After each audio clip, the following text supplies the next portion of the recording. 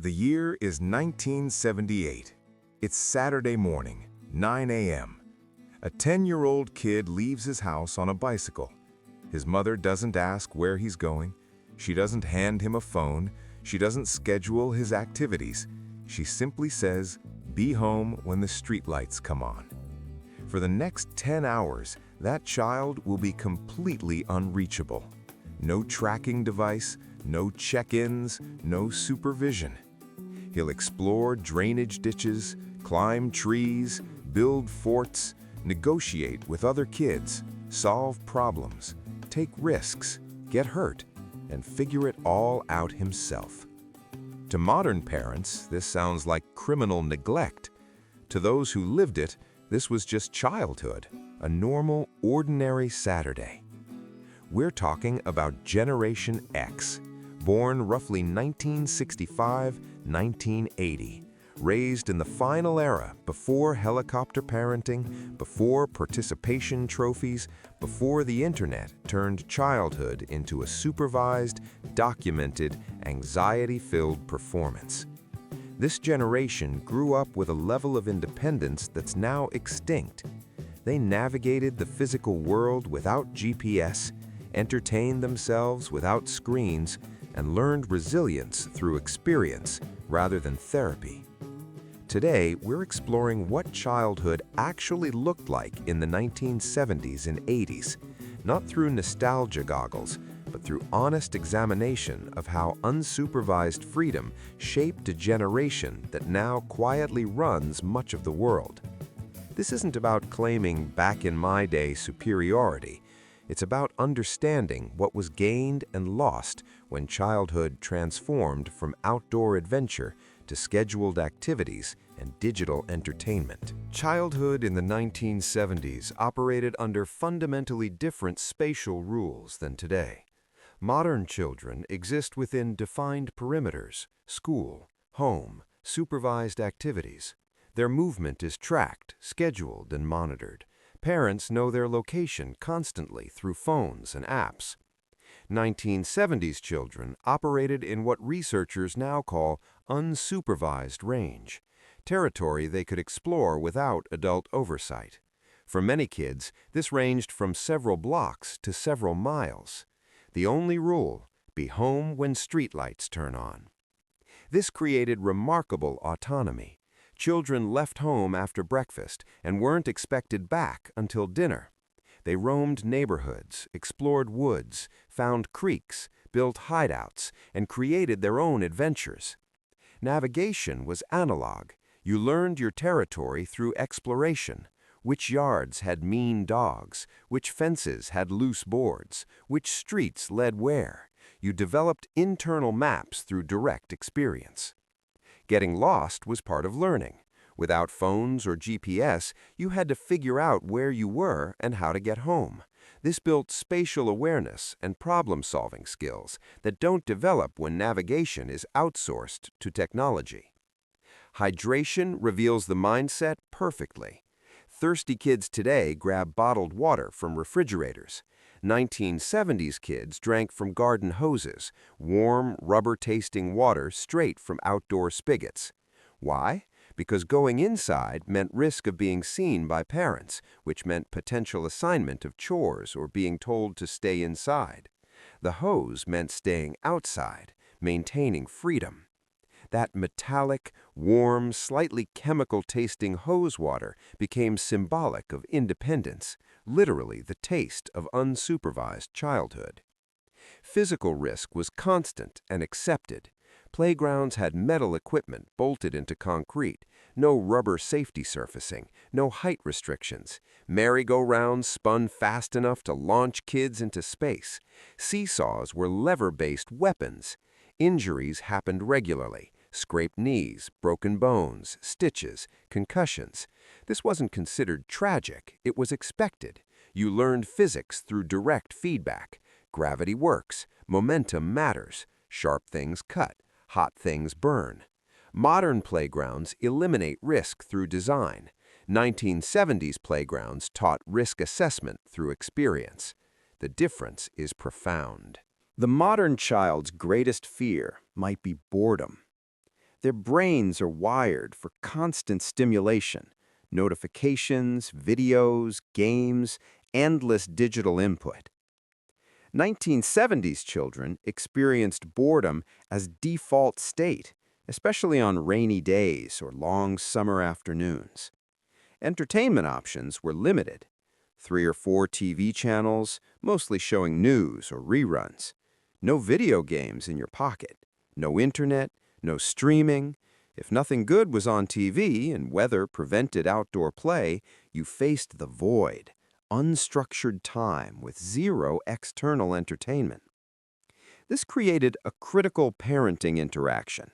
The child, desperate for stimulation, would commit the fatal error. "Mom, I'm bored." The response was universal and terrifying. "Go find something to do or I'll find something for you to do." This wasn't suggestion, it was threat. Parental assignments meant chores, cleaning baseboards, organizing closets, yard work, punishment through labor. So children activated what neuroscientists now recognize as executive function, the ability to self-direct, plan, and create activity from nothing. Boredom became creativity incubator. Kids invented games, built forts from couch cushions and blankets, created elaborate imaginary worlds, took apart household items to see how they worked, read books, drew pictures, made up stories. This constructive boredom rewired brains differently than constant digital stimulation. It taught patience, imagination, and the ability to generate internal entertainment rather than depending on external input. Waiting was a fundamental life skill. Miss your favorite TV show? Wait 6 months for summer reruns. Want to hear a specific song? Wait by the radio with finger on cassette recorder, hoping the DJ would play it. Take photos? Wait 2 weeks for film development, often discovering your thumb covered the lens. This created what psychologists call delayed gratification tolerance, the ability to wait for rewards without anxiety. Modern instant access culture eliminates this entirely.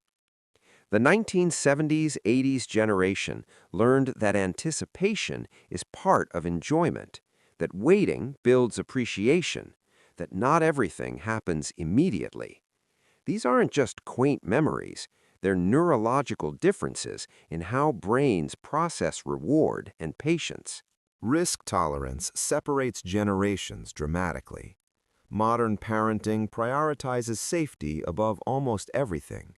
Corner guards on tables, helmets for bicycling, rubber padding under playground equipment.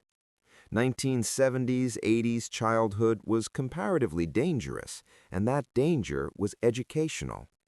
Every kid with a bicycle eventually found plywood and cinder blocks and decided to build a jump, without calculating physics, without adult supervision, without safety equipment. You pedaled as fast as possible toward the ramp, hoping for the best. Often, you crashed spectacularly, face-planting onto asphalt, scraping layers of skin off knees and palms, bending bicycle frames. The response wasn't calling ambulances or filing lawsuits. You laid on the ground, assessing damage, checked if your bike was okay, got up, tried again, adjusting your approach based on what just failed. This is experiential learning at its purest. You learned physics through direct physical feedback. You learned that speed and angle matter. You learned your body's limits and capabilities. Tree climbing was universal and often resulted in falls. You learned which branches held weight and which didn't, usually by having one snap beneath you. The consequence was pain and embarrassment, not parental intervention. Fights happened and were resolved by kids themselves. Someone pushed someone else. Someone punched back. Sometimes adults intervened if it got serious, but usually kids worked it out, learning conflict resolution through direct experience.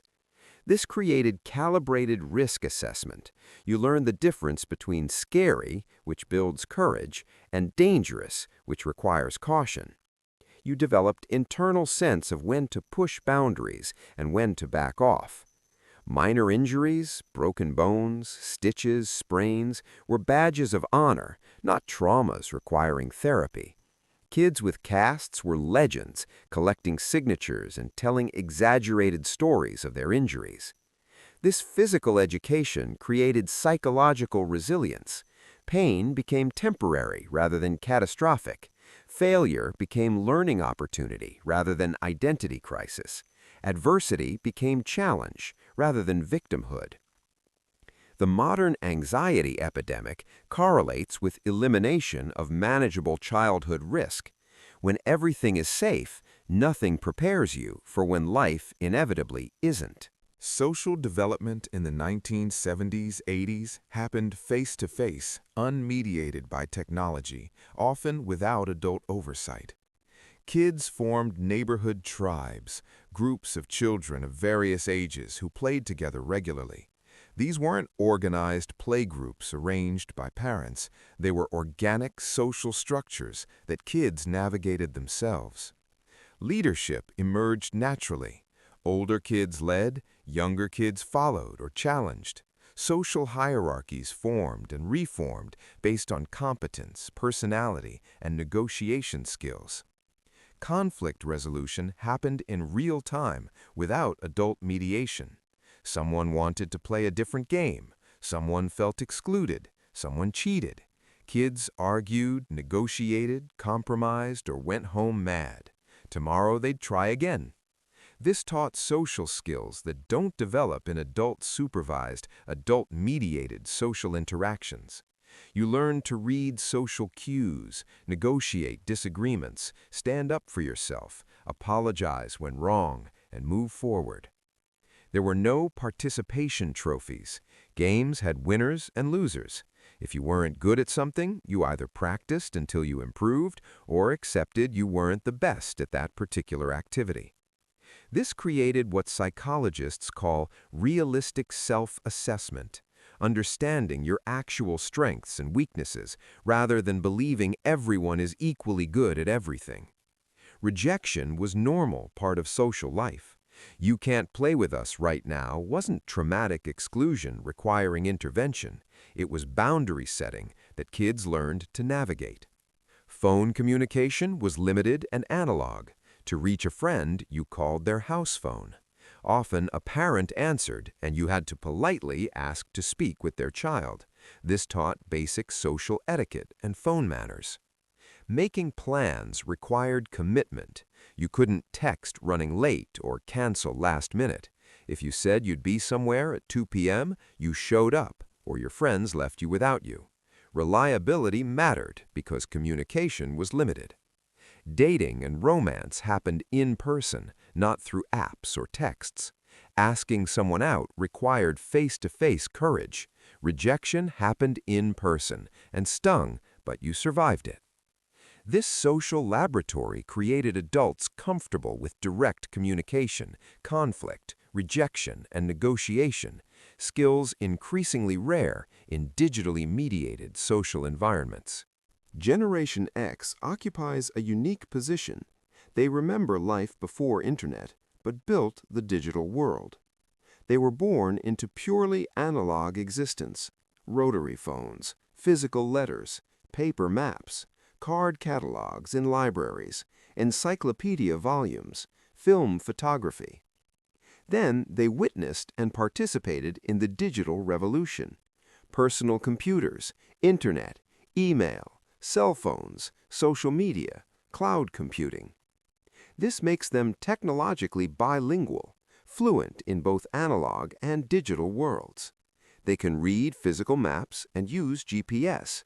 They can have face-to-face conversations and run Zoom meetings. They can research in libraries and search Google. They understand both how things worked before technology and how to use technology. Younger generations are digital natives, born into technology, taking it for granted, often unable to function without it. Older generations are digital immigrants, learning technology late, often struggling with it. Generation X bridges these worlds. They learned DOS commands and HTML coding. They troubleshot dial-up internet connections. They built early websites and understood how digital infrastructure works. At work, they translate between older employees who resist technology and younger employees who assume it. They fix printer jams and configure cloud servers. They're the "can you help me with this" generation.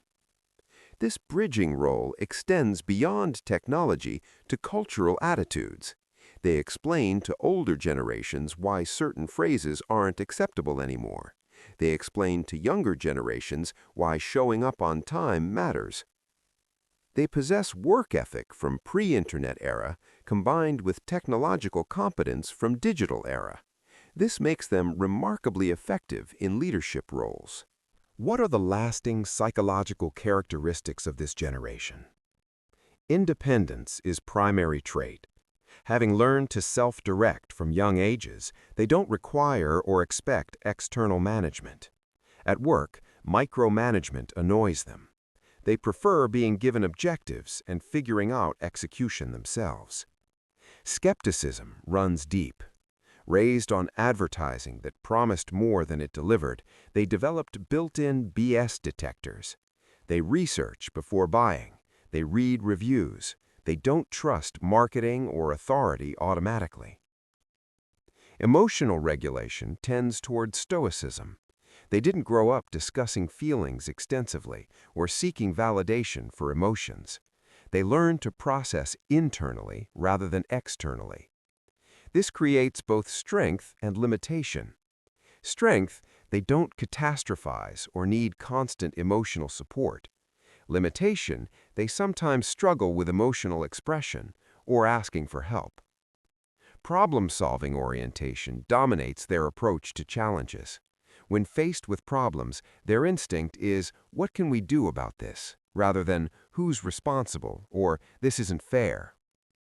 This results focus sometimes clashes with younger generations' emphasis on process and feelings.